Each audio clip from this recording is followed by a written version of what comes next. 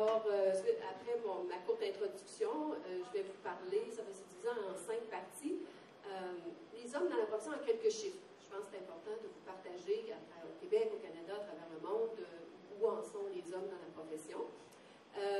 Est-ce que c'est nouveau qu'il y ait des hommes qui pratiquent? Parce que je pense que l'histoire pave un peu l'évolution d'une profession et l'évolution des hommes ou des femmes dans cette dite profession. Je pense que c'est important qu'on partage ensemble quelques éléments historiques. Et ensuite, je vais regarder, être infirmier, un choix. Alors, pourquoi choisir cette profession? Pourquoi les hommes choisissent-ils d'exercer la profession? Étudier pour devenir infirmier, quelle est la réalité des étudiants en sciences infirmières? Je pense que... Et l'entrée dans la profession, est-ce qu'on leur déroule le tapis rouge? Alors, dans la pratique clinique, dans la gestion, puis pour les carrières académiques, en enseignement, en recherche. Et une conclusion. Alors, est-ce qu'il y a des stéréotypes sexistes dans la profession infirmière? Bien, je pense que oui. Quand on publie en 2013 2 ouvrages, un qui a pour titre A Man Guide of the Nursing Profession, c'est 2013. Man Up, point d'exclamation, A Practical Guide for Men in Nursing. Je pense qu'on a des choses à partager là-dessus. Pas plus tard qu'au mois de novembre, mon collègue infirmier anthropologue, Bernard Roy, professeur à la Faculté des sciences infirmières de l'Université de Laval, publiait une lettre ouverte dans le quotidien Le Soleil, parce qu'il avait été un peu blessé de la couverture du Congrès de l'Ordre des infirmières et infirmiers du Québec qui venait de se dérouler au Palais du Congrès de Québec. Et je cite, « Si nous nous réjouissons de l'accroissement des femmes dans les professions traditionnellement associées aux hommes, autant devons-nous nous réjouir de la présence des hommes dans les professions consacrées aux soins. » Mais pour ma part, je me suis dit, pourquoi je m'intéresse à ça? Pourquoi ça me travaille de regarder comment sont traités les hommes dans la profession infirmière? Parce que j'ai l'air un peu de rare de regarder ça. Ça m'a toujours interpellée parce que moi, personnellement, je me suis questionnée. J'ai toujours trouvé ça normal. Pourquoi j'ai trouvé ça normal? Parce qu'il y avait un frère de ma mère qui était infirmière. Alors moi, j'ai grandi, j'avais 2 tantes du côté de mon père qui étaient infirmières. Et il y avait un homme, qui est bien, je ne vais pas le nommer. C'était pour moi une réalité. Cet homme était quand même infirmier en santé publique, ce qui était différent de l'hôpital, bien sûr. Mais j'ai appris par la suite que ce n'était pas par choix. J'ai appris par la suite qu'il avait été contraint d'être infirmier en santé publique. Il avait été chercher un diplôme de l'école d'hygiène de la faculté de médecine de l'Université de Montréal. Et à l'époque, il y avait au moins, en 1962, quand il a diplômé de cette formation-là, il y avait moins de 5 infirmiers au Québec qui avaient ce genre de diplôme. Alors, et je vais vous expliquer plus tard dans l'historique pourquoi il a été contraint. Puis, quand je suis arrivée à l'Université Laval en 1971, c'était l'époque des sciences de la santé. Tous les futurs professionnels de la santé étaient formés ensemble. La première année et demie, médecins, infirmières, ergo, physio, dentistes, on était tous dans la même classe, on était 400. Et là, je regarde, en sciences infirmières, on était 49 filles, un gars, il a toffé 2 mois. Et en médecine, sur 100 étudiants, 96 hommes et 4 femmes. Alors, c'était... Alors, où en sont les hommes maintenant comme proportion? Actuellement, au moment où on se parle, selon le tableau de l'ordre de mars 2013, il y a 10,3% d'hommes qui pratiquent la profession infirmière au Québec.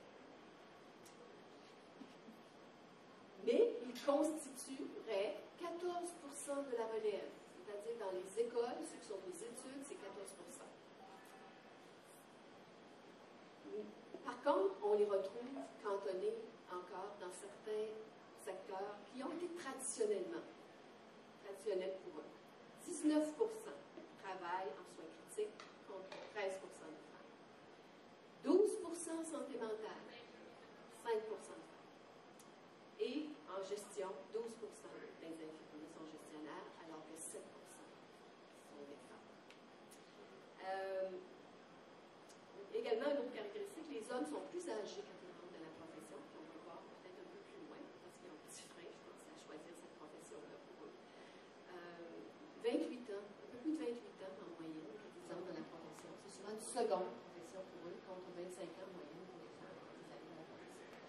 de femmes aussi. On remarque au Québec que 50%, j'ai fait une étude en 2005, 50% des étudiants qu'on avait sondés, leur technique en soins infirmiers était un deuxième technique. C'est pas particulier aux hommes, mais c'est encore plus particulier. Et les 10% d'infirmiers québécois constituent les 45% d'infirmiers du Canada. Vous remarquez, dans les autres provinces, je vous donne des indices, la moyenne nationale est 6%, et on les retrouve surtout, il y a 3 provinces qui dépassent la moyenne, outre le Québec, bien sûr, c'est l'Ouest canadien, donc on les retrouve dans l'Ouest canadien, le Manitoba, la Saskatchewan et la Colombie-Britannique. Les infirmiers au Québec, juste des petites idées comme ça, ils se retrouvent aussi dans le nord du Québec. On les retrouve dans les régions éloignées à près de 20%. Et la région qui a une proportion la plus élevée du Québec, c'est le nord, avec la ville de Québec. Puis en Abitibi-Témiscamingue, qui est 7,6%, donc la région, il y en a moins qu'en Ottawa, on est autour de la moyenne de 6%. En France, ce sont 12%. Aux États-Unis, on retrouve 6-7%. En Australie, c'est presque comme le Canada. Mais certains pays, comme la Jordanie, 95% des personnes qui exercent la profession infirmière sont de sexe masculin. Les pays européens, l'Italie, l'Espagne, le Portugal, c'est un infirmier sur 5. Et dans l'Afrique francophone, on peut retrouver, on rapporte qu'il y a 50% à peu près des gens qui exercent la profession. Et j'ai côtoyé, entre autres, une petite anecdote en Tunisie, un infirmier qui était venu faire ses études avancées à l'Université de Montréal au début des années 70. Et à l'époque, la profession infirmière en Tunisie était exclusivement exercée par les hommes. C'est l'inverse. Les femmes y ont eu accès plus tard. Et peut-être avec le mouvement d'accès à l'éducation des femmes aussi en Tunisie, les femmes n'avaient pas le droit d'aller à l'école. En Angleterre, ils sont 10%. Alors, à travers le monde, on dit que pour qu'une profession soit classée comme non traditionnelle pour un sexe, il faut que la proportion du sexe en minorité soit supérieure à 30%. Alors, le constat est clair. Les hommes sont en minorité et ils sont menacés peut-être de stérilisation. Alors, la présence des hommes dans l'univers des soins date de bien longtemps. J'arrive un peu à l'histoire. En effet, dès l'Antiquité, les hommes s'y sont investis. L'avènement du christianisme renforça cette présence par la création des ordres de frères hospitaliers qui ouvrira la voie à la fonction de l'infirmier. Les soignants de la Nouvelle-France également, pendant les premières années de la colonie, furent les jésuites, probablement avec l'aide des autochtones. Ça, c'est rapporté par Kerr, qui est une des auteurs canadiennes le mieux connues sur la révolution de la profession infirmière. Puis, il y a les ordres féminins, comme les Augustines, qu'on connaît bien, sont les premières personnes à franchir, traverser l'Atlantique pour venir qui s'installèrent à Québec en 1630. Alors, j'aimerais peut-être citer ici Petit A, qui a écrit Profession infirmière, de la vocation à la profession. C'est un des premiers ouvrages sur la profession infirmière au Québec, mais qui ne parle, qui tait absolument tout ce qui concerne l'histoire des hommes dans la profession, ou à peu près. Mais il dit des choses quand même intéressantes, d'un point de vue d'études des femmes peut-être. Il est remarquable de constater que les religieux sont presque complètement absents des hôpitaux et des offres sociales. Les femmes se sont taillées ici un quasi-monopole, avec toutefois des hommes médecins et évêques qui limitent sérieusement leur autonomie. Ça, je partage cette citation-là parce que je l'aimais beaucoup. Il ajoute, les femmes avaient été complètement évincées de la vieille médecine savante cosmico-philosophique. Du Moyen-Âge jusqu'au siècle dernier, le dualisme du prêtre et du médecin, où l'un et l'autre se partageaient l'âme et le corps, selon un ordre stable, excluant la femme du pouvoir sur le corps comme il l'excluait de l'administration du salut. Il est tout à fait symptomatique que les premières femmes à pénétrer le monde médical l'aient fait au moment de l'affirmation de la médecine scientifique. Et arrive à un moment donné, un moment charnière au Canada, c'est la protection du titre d'infirmière. C'est arrivé au début du 20e siècle, parce qu'à peu près n'importe qui, à un moment donné, pouvait exercer cette profession, et le législateur a voulu, dans un souci de protection du public, légiférer autour du droit d'exercice. Alors, c'est autour, mais au Québec, dans la loi, on a, dès le début de la promulgation des premières lois qui ont régi la profession, libellé le texte en disant que seule une personne de sexe féminin pouvait avoir le droit d'exercer la profession. Et ça a été perpétué. Je vous le donne en mille. Quand décembre 1969. Alors, comprenez pourquoi l'oncle Émilien, formé à l'Hôtel de Lévis dans les années 50, n'a jamais pu exercer légalement la profession d'infirmière. Alors ça, c'est une histoire méconnue, puis je travaille actuellement là-dessus, à mettre ça en lumière. C'est pour ça que je suis en lien aussi avec Bernard Roy, le ministre Laval. On vient de se découvrir un mutuel intérêt là-dessus, de vraiment raconter cette histoire obscure, vraiment fascinante et intéressante. Et j'ai interviewé justement des témoins vivants, ceux qui ont rencontré les ministres, qui ont milité et tout ça. Vraiment, ça sera une conférence peut-être. Mais il y a eu quand même je sais qu'il y avait étudié à l'Institut de Lévis, il y a eu des écoles qui ont ouvert rapidement leurs portes aux infirmiers et qui croyaient fermement vouloir changer cette loi. Et il y avait entre autres Sœur Saint-Paul, de l'Institut de Lévis, entre autres, qui a publié « Les hôpitaux ont-ils besoin d'infirmiers qualifiés ?» C'était un essai qu'elle faisait dans ses études avancées à l'Université de Montréal, à l'Institut Marguerite Diouville. Puis elle y fait la démonstration que le Québec est le plus privé de l'exercice plein et entière de la profession infirmière par les hommes.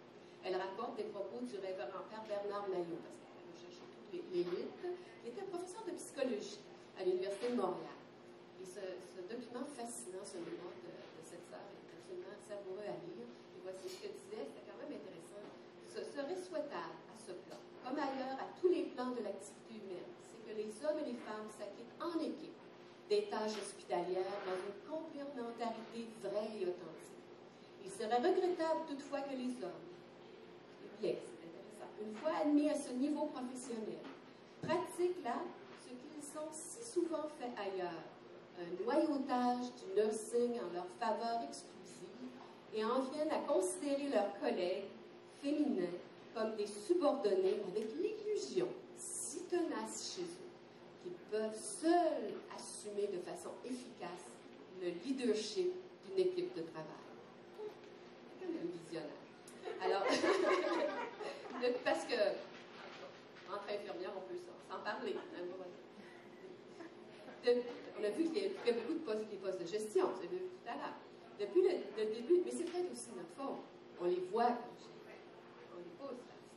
Depuis le début des années 40, les hommes tentent d'obtenir un droit d'exercice légalement dans la profession. Les premiers textes, les archives de l'ordre des infirmières que j'ai trouvés datent de 1943. Les premières lettres écrites aux législateurs par l'Association des infirmiers du Québec qui a été créée à peu près à cette époque.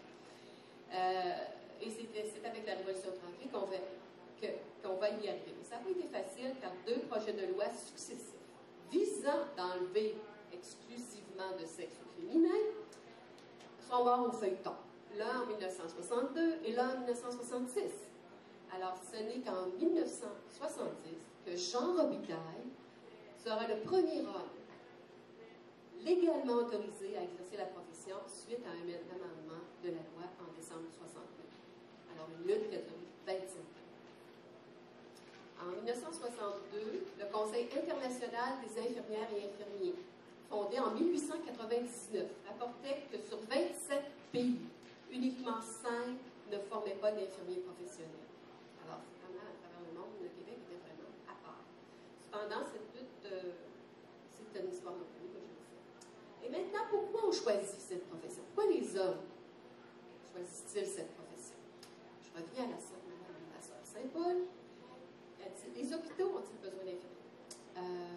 Il serait intéressant de savoir pourquoi si peu d'hommes embrassent la carrière d'infirmier professionnel. Cette profession est-elle essentiellement féminine? Où le nursing exige des qualités qu'on ne retrouve pas chez les hommes? Alors, elle cite un article de M. Bentley, de Male Potential. Il semble croire, cet auteur, que les difficultés viennent plutôt des préjugés, des sentiments et des traditions. Il parle de la profession d'infirmière comme étant du holy feminine ground.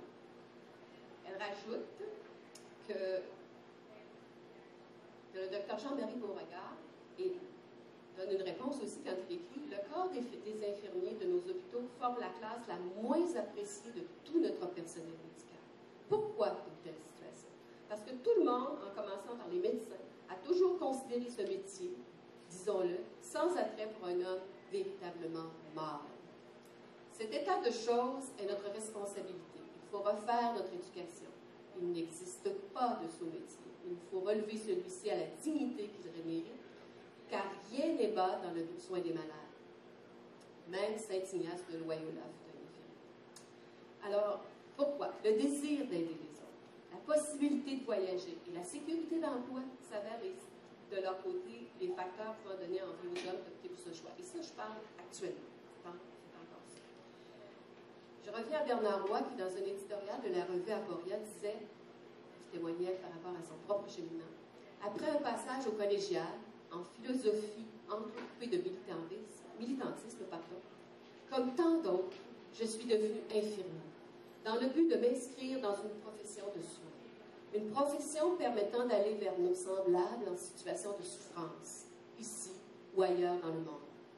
Tout comme on le disait il y a 50 ans, les qualités personnelles désirables pour un jeune homme qui veut embrasser la carrière du nursing ne diffèrent pas de celles que l'on néglige pour un bon médecin, un bon professeur, un bon travailleur social. Elles se résument en une sincère sympathie pour la personne humaine, en un attrait pour tout ce qui peut aider les gens à vivre heureux et en bonne santé. Les auteurs très récents, surtout américains, je n'ai pas trouvé d'article spécifiquement canadien. Encore là, on parle de la sécurité d'emploi, la rémunération, la satisfaction de travail, le respect du public. Ça s'ajoute plus récemment. Si on regarde des fois des répertoires de professions que le public admire, on voit la profession infirmière comme étant une des plus en qui le public a le plus confiance, en tout cas. Alors, le respect du public et les opportunités de carrière. Coleman, 2013, rajoute que la mobilité et les rôles de leadership. Une étude canadienne, celle-là, raconte que les hommes entrent dans la profession parce qu'ils sont encouragés par leur famille, par le fait que des amis ou des membres de la famille qui exercent cette profession, une profession, pas cette profession, mais une profession du domaine de la santé. Alors,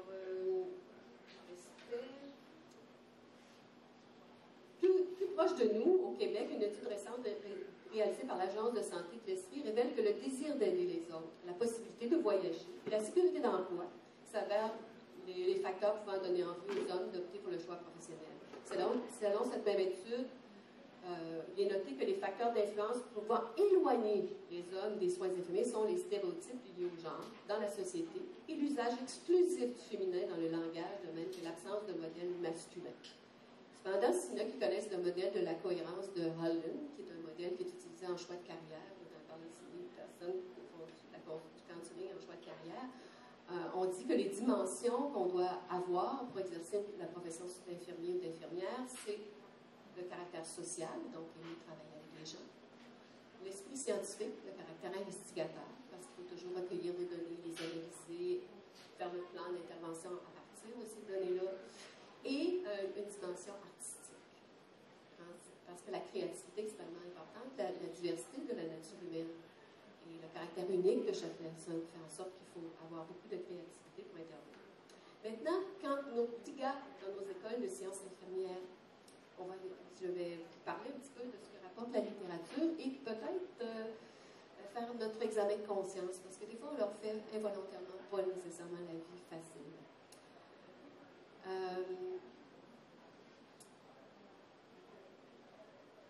Alors, on va parler d'abord peut-être un peu avant d'aller dans le cadre du sujet du recrutement, comment on pourrait faire pour améliorer le recrutement des hommes.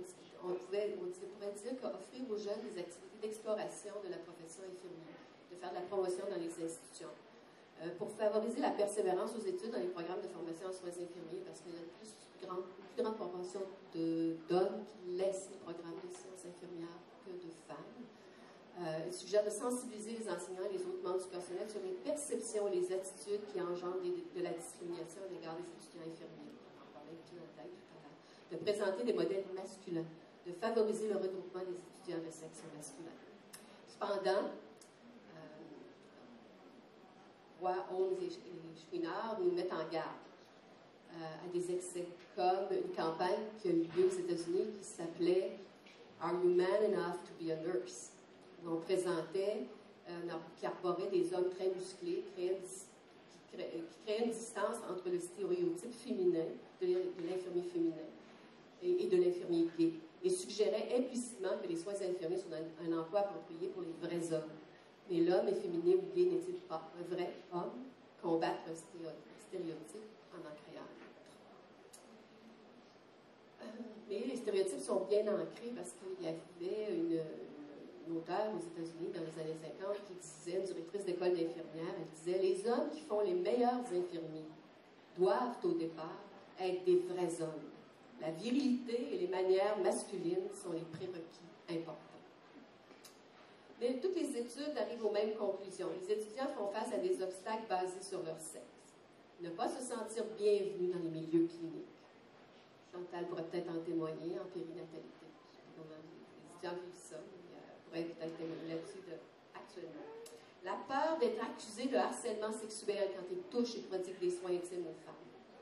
Le manque de préparation à travailler avec des collègues en majorité de sexe féminin. L'exclusion du milieu clinique, de milieux cliniques faussement identifiés comme exclusivement destinés aux femmes. Manque de connaissances sur les différents styles de communication qui peuvent exister entre les hommes et les femmes. Il y a des études qui, carrément, les hommes ont décrit leur expérience de formation comme déplaisante et comme l'école d'infirmière comme un univers stressant. Les programmes sont orientés vers les femmes. Les grands défis qu'ils rencontrent, c'est d'être une minorité, d'être considérés uniquement pour leur force physique, d'être perçus comme manquant de sollicitude. Alors, les idées négatives au sujet de la présence des hommes, ce sont les principaux facteurs. Les idées négatives au sujet de la présence des hommes qui sont présentes, ça a été répertorié. Il y a même un questionnaire qui a été fait par l'Association des infirmiers, des hommes infirmiers aux États-Unis, une association très militante, qui a une vingtaine d'années d'existence. Alors, les idées négatives au sujet de la présence des hommes dans la profession infirmière, peu de soutien des personnes significatives face à la décision de devenir infirmière. Pas tout le monde et plusieurs infirmiers en témoignent, quand ils ont annoncé qu'ils voulaient embrasser cette profession. Ça a été une drôle de réaction.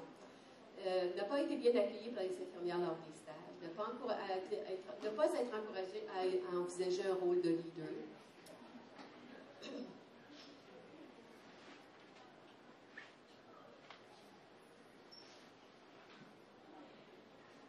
La peur d'être identifié comme gay, la peur d'être identifié comme prédateur sexuel. Le contenu des programmes, l'absence de santé des hommes, pas d'opportunité d'abattre les questions ouvertement, la non-utilisation de la compétition comme stratégie d'apprentissage.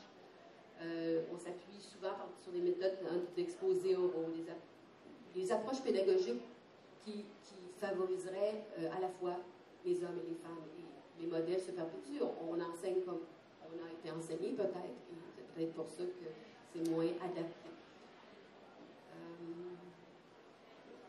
Il y a aussi quelque chose, puis moi-même, j'ai fait mon examen de conscience quand j'ai lu ça. Je suis professeure en sciences animales depuis bientôt 40 ans. C'est tout un verre. Et on a absorbé, on s'est emballé des écrits de gens comme Gilligan, qui opposait l'éthique of justice versus l'éthique of care, et Carper, la fameuse Carper, 1968, Women's Way of Knowing. Alors, on s'est beaucoup abreuvé dans la profession de ces pensées féministes, et peut-être qu'on s'est trop engagé là-dedans, et ça a fait en sorte que dans nos classes, malgré nous, on a une attitude qui est peut-être moins encourageante. Ce qui fait dire à Olin, qui est un des auteurs du Man's Guide, puis d'autres ouvrages antérieurs, l'exclusion totale d'autres systèmes de croyances en faveur du féminisme conduit à une vision réductionniste et à un manque de respect des autres points de vue. L'exclusion des autres systèmes de valeurs peut créer un environnement de formation hostile aux étudiants de sexe masculin. Il y a aussi, bien sûr, l'absence de barrières, de modèles de rôle, on l'a dit, les propos anti-mâles qui peuvent parfois être utilisés. Comme juste le mot, dire le mot infirmière constamment, au lieu de dire infirmier et infirmière. Tous les livres de base parlent d'infirmières, jamais d'infirmiers. plus près de nous, j'ai pensé en lisant ça au livre qui a fait école au Québec, qui a été utilisé dans tous les cégeps. Francine, tu le connais seulement, puis on va, tu l'as en tête, t'es capable de dire le titre, c'est quoi? La pensée infirmière. Il y a non, oui, il y a ça, mais ça au moins c'est. Mais avant, il y avait Evelyne Adam. Evelyne Adam, qui était un livre paru, mon Dieu, dans les années 70, mais republié plusieurs fois, et qui s'appelait Être infirmière. Et c'était le livre de base dans toutes les cégeps, toutes les générations d'infirmiers le connaissent.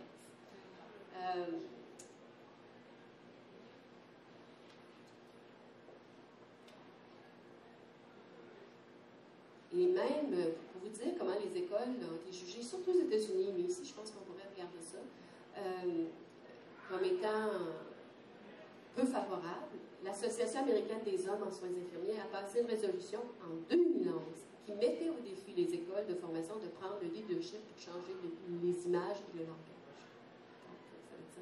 Donc, aux États-Unis, en anglais, on utilise beaucoup le mot male nurse. Et ça les irrite beaucoup d'utiliser male. A nurse is a nurse. Female nurse. On les traite différemment. La façon on aborde peu, au niveau de la communication, on aborde peu, comme je disais, les défis de la communication entre les hommes et les femmes. Aussi tout l'aspect du toucher et du caring, qui est décrit comme des attributs féminins. Et sans leur enseigner comment on doit toucher, comment on doit avoir un caring, comment on doit le développer. On dit que les femmes utilisent naturellement le toucher pour prendre soin. Le toucher des hommes a été sexualisé, malheureusement. C'est peut-être dans nos programmations infirmières. Et, comme le dit Olin, les formes de kérim exprimées par les femmes ont été érigées en règle d'or dans les écoles. On ne s'est pas assez intéressé aux formes d'expression du kérim des hommes. Cette façon différente d'exprimer le prendre soin ne fait pas en sorte que la façon des hommes est détournée du but du kérim.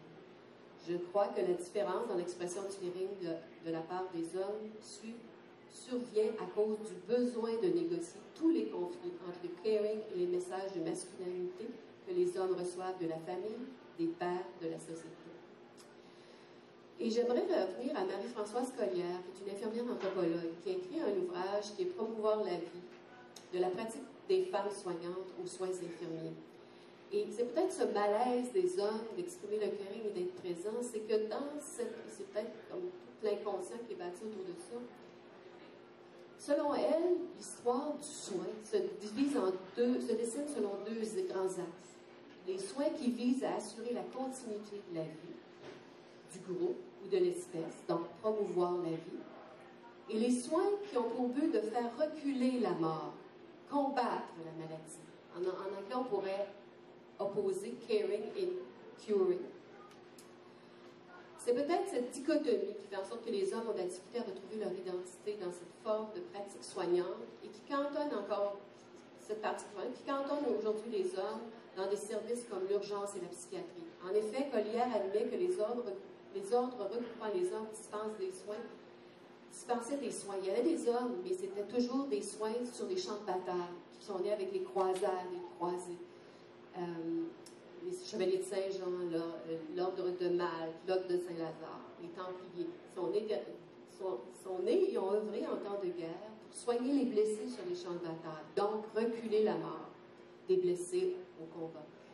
Ou ont dispensé des soins pour lesquels la force physique était essentielle, comme le déplacement d'articulation, la réduction de fractures, mais aussi pour maîtriser les agités, les personnes en état de délire, de folie, d'ivresse. Pour elle, la signification originelle et primordiale des soins est celle de maintenir, développer tout ce qui existe, tout ce qui demeure potentiel de vie au sein des êtres vivants. Et je reviens à Roy, Holmes et Schooner qui rapportent souvent des attributs du soin, l'attitude soignante, l'empathie, l'aptitude à exprimer ses sentiments sont perçus comme plus féminins par les étudiants en soins infirmiers eux-mêmes. Plusieurs estiment que les soins ont une extension du rôle naturel des femmes. Une association qui contribue à perpétuer le mythe, voulant que les hommes ne soient pas adéquats dans le rôle d'infirmier. Selon pour attirer les hommes, il faudrait que les infirmiers devraient s'afficher, être un modèle de rôle, être des leaders forts. Puis il faut penser au rôle des médias. Je ne sais pas si vous suivez la série trauma, il n'y a aucun infirmier, mais il y a beaucoup de femmes médecins. Au Canada, une étude récente a exploré l'expérience des hommes dans le programme de baccalauréat. Puis on retrouve les mêmes grands thèmes, le déchirement de choisir cette profession. Les premiers pas dans la profession sont un défi. L'exercice du caring, les stéréotypes sexistes, et le visible et l'invisible. À la fois, ces hommes, quand ils sont dans les programmes scientifiques, sont visibles, c'est une minorité visible, mais ils veulent aussi être invisibles. Alors, il y a comme une dichotomie, le visible et l'invisible. Et maintenant, l'entrée dans la profession. Est-ce qu'on leur déroule le tapis rouge? Dans la pratique clinique, là, on va parler de patriarcat. On dit que le patriarcat a créé un système inéquitable qui dévalue les femmes dans tous les secteurs d'activité majoritairement exercés par les femmes. Le patriarcat serait responsable de la fausse idée que la profession n'est pas aussi valable que les autres professions et qu'elle n'est donc pas appropriée pour les femmes. Et il faut regarder aussi le féminisme qui a fait parfois voir qu'il était suspect pour un homme d'exercer cette noble profession. Le sentiment anti-mâle a glissé dans les rangs de la profession. Au bout du compte, il faut se poser la question si ce ne serait pas le partenaire de soins, le patient, qui paie le prix pour cette guerre entre les sexes.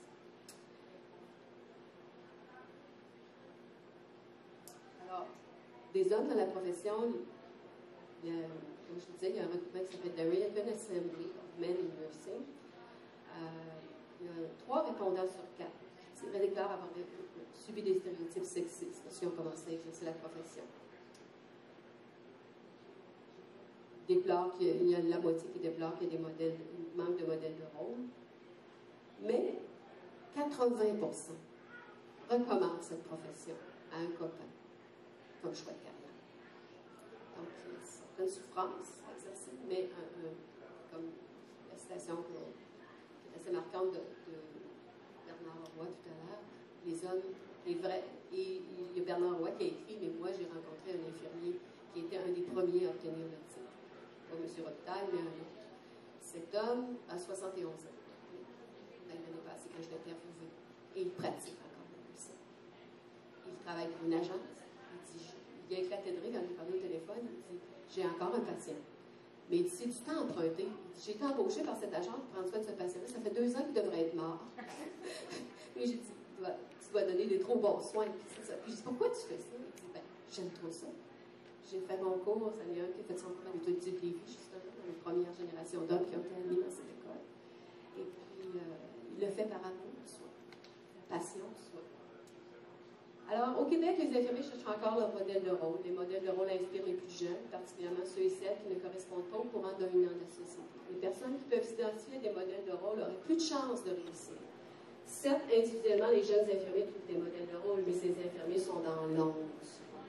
Ils exercent tranquillement leur profession, comme cet infirmier dont je vous parle. Il serait donc inspirant, qui est plus visible. On sait que la tension de rôle peut engendrer du stress avec les effets négatifs que celui-ci peut avoir. Simpson, en 2006, a défini la tension de rôle des infirmiers comme les conflits générés par le fait que les hommes tentent de maintenir leur identité masculine contre les perceptions et aspects féminins de leur travail. La satisfaction dans la vie, dans la carrière est tributaire des perceptions de l'existence, des barrières reliées au sexe et leur confort dans l'expression physique et émotionnelle avec d'autres hommes. Ça a été publié en 2009. Là encore, dans l'étude canadienne de 2013, les soins aux patients avoir le sentiment de faire la différence dans leur vie et la légitimité de s'engager émotionnellement dans son travail, comme le permet peu de professions, sont les facteurs positifs qui insistent à rester dans la profession. Alors que les stéréotypes basés sur le sexe est l'un des facteurs qui insistent à la quitter. La gestion des soins. Certains auteurs tentent de référer le soin pour mieux intégrer le vécu masculin. Gillingham distingue de prendre soin des autres, prendre à cœur le soin des autres. Caring for people versus caring about people. Les femmes seraient plus interpellées par le prendre soin des personnes, alors que les hommes le seraient plus par le prendre à cœur le soin des autres. Cela les mènerait dans des positions hiérarchiquement supérieures et dans des situations où ils contrôlent les ressources. Ainsi, les hommes sentiraient moins le besoin de s'occuper directement de la détresse des personnes pour obtenir de la satisfaction au travail ou pour montrer qu'ils prennent à cœur le soin des patients. Dans L'enseignement et la recherche, c'est intéressant parce que nous, on a un département qui est fortement masculin. Je ne sais pas combien on va être. On vient sur 22, 6 ou 7 ans, je crois, dans notre département. On dépasse largement la moyenne québécoise. Alors, les hommes cherchent l'indépendance, la reconnaissance de leur potentiel de créativité, la récompense d'être publié et reconnu. C'est ce que cherchent les hommes qui accèdent à une poste, qui se dirigent vers la voie académique. En 2011, des auteurs qui ont publié, ont regardé les auteurs de 8 périodiques en sciences infirmières avec le plus grand facteur d'impact, et ce, au cours des 30 dernières années. Il rapporte que bien que les hommes soient minoritaires dans la profession infirmière, ils sont premiers auteurs une fois sur 3 dans les articles scientifiques, dans les périodiques de grande importance. Tout ceci est résumé par Valano, qui réfère à l'expression Glassgate, en citant encore l'American Association of Colleges of Nursing, pour la minorité d'hommes dans la profession. Les stéréotypes sexuels, les barrières économiques, le manque de mentors, le biais lié au sexe, l'incompréhension de ce qu'est véritablement la profession et l'accroissement des opportunités dans d'autres domaines fait en sorte que la profession est peut-être moins attirante. Le premier président de sexe masculin de l'American Association of Critical Care Nurses identifie les défis suivants: l'invisibilité, les stéréotypes négatifs, le faible nombre de professeurs dans les écoles de sciences infirmières. Les étudiants socialisent de façon à minimiser le fait qu'ils soient des hommes. Face aux autres étudiants, par exemple, c'est à l'université, je ne sais pas si nos étudiants mentionnent, ils sont ouvertement en sciences infirmières. Le peu d'opportunités de travailler, de communiquer avec d'autres infirmiers. L'ignorance de notre compétence et de nos qualifications pour l'octroi de promotion. Les différences de la façon de communiquer selon le sexe. La perception que les médecins respectent plus les hommes en soins que les femmes. La perception qu'un homme ne peut exprimer le caring et la compassion suffisamment pour exercer la profession. En conclusion,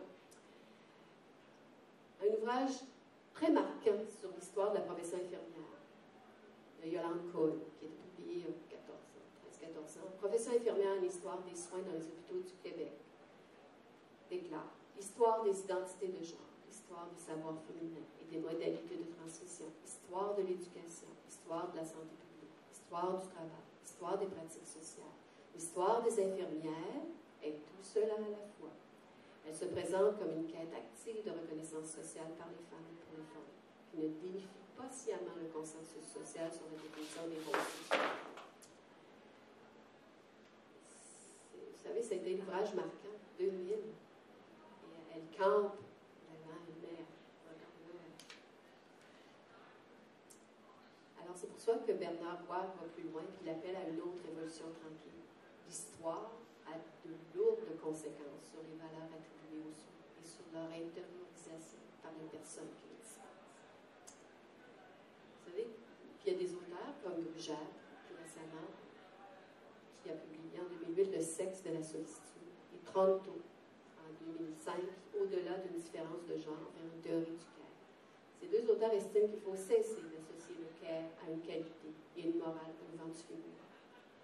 Il a été démontré dans un éventail de disciplines que les probabilités de quitter un emploi diminuent avec la présence de la personne de sexe opposé. Porter un regard sur la présence des hommes dans l'univers des soins infirmiers nous apparaît essentiel si nous désirons contribuer à l'événement d'une éthique de la sollicitude partagée équitablement par les femmes et les hommes. Il faut, comme le dit Brugère, dégenitaliser le soin. La dégenitalisation des soins infirmiers contribuerait à ouvrir une irrémédiable et essentielle brèche dans le mur du sexisme. Cela se dégage de l'étude canadienne de Rajacic, qui réclame de dégenitaliser la profession et de mettre au défi l'hégémonie de la masculinité. Le soin est une nécessité sociale qui ne concerne pas une seule moitié de la société. Il faut faire l'éloge de la diversité.